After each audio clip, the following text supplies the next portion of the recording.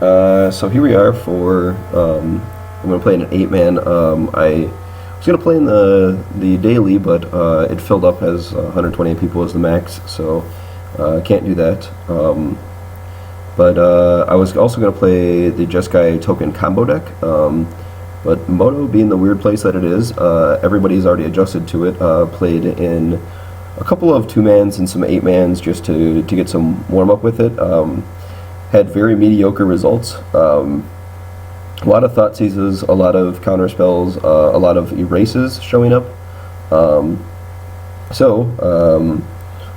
didn't really think that you'd want to see something where I just get my butt whooped a bunch of times by, you know, just like a crazy amount of hate. The crazy thing about that deck is, like, if you stop its combo, it's kind of a mediocre aggro deck at the very best. You know, as long as you have something that can stop a mediocre aggro deck, it's, you know, not very good. So anyway, here is Temur monsters. The Elvish Mystics, I just realized, were from different sets, so they're displaying all of the types. I don't think I can change that. So 4 Elvish Mystics. It's pretty run-of-the-mill. It's a bunch of 4-ofs. There's a 3 of Pelucranos, 1 of Sarkin, which is a little bit different. And the Crater Claws, there's the 4 of instead of like a 3 of with like 4 lightning strikes, but that's neither here nor there. I really like Crater Claw, so I wanted to have 4 of. I think this deck is very well placed right now, mostly because it is one of the most crazy aggressive decks. It has some of the craziest draws that you can have.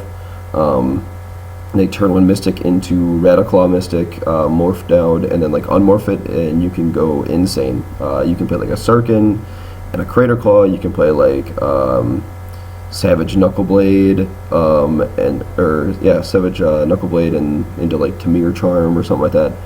It's pretty nuts. And then I like this version better because instead of Boon Satyr, it's running Goblin Rabblemaster, which means that you can go like Mystic into Rabblemaster, which is also insane. But also, it's less clunky. You don't just have like a ton of 4 X's in your deck that are bad against, like, say, like Lightning Strike and stuff like that. Granted, Goblin Rabblemaster dies to Lightning Strike as well, but I like the upside to Goblin Rabblemaster rather than just being a 4/2 for 3. Also, having a bunch of like Air of the Wilds means that if you don't have like Elvish Mystic, you're not totally dead. You have a bunch of turn 2 plays with Lightning Strike, Air of the Wilds, and Radiclaw Mystic, and then your turn 3 plays are still good on 3. They're just better on 2. You also have Ash Cloud Phoenix that can also be a 3-drop. And then really your high-end stuff is really only like Sark and Pelucranos. Crater Claws usually gets played for 1 mana or like 2 mana to kill as like a Lightning Strike or a Shock. Going to the sideboard, Stubborn Denial is also a reason to play this deck. This card is insane. Any game where you can go like Mystic into Knuckleblade and then hold up Stubborn Denial, usually those games end very well in your favor. There's another Sarkin in here, mostly so that the -3 works out. Hornet's Nest is good against like any Rabblemaster deck or any deck that just wants to attack you on the ground. Also, any red deck where their removal spells are all damage based.